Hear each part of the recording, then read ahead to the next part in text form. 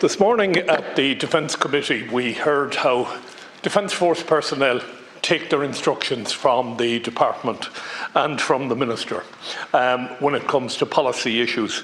And last week we had a meeting about the shortage of air traffic controllers, and we were assured everything was in hand.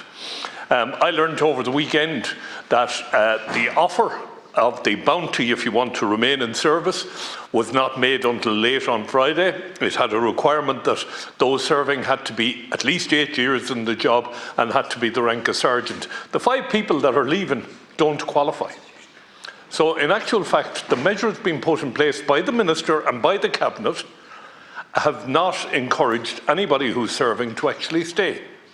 So I'm not sure who's putting the policy in place, who's putting the money in people's pockets, but it strikes me that the Minister and the Government have done what they had to do, and the failure is that in whatever way that has been translated into the people in uniform.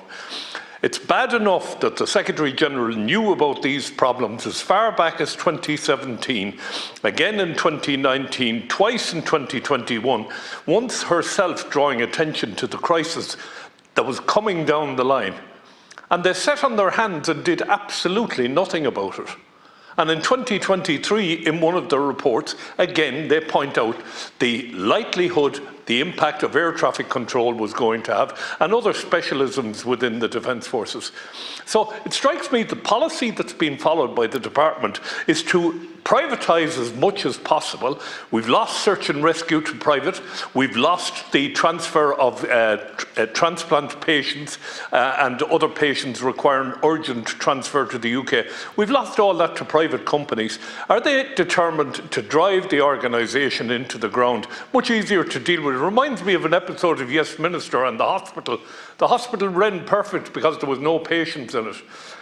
Is that what they want? The Defence Forces to run great because there's no serving members? We really need to do something about it. We need the Minister in here if you can organise that leader at some stage for a debate.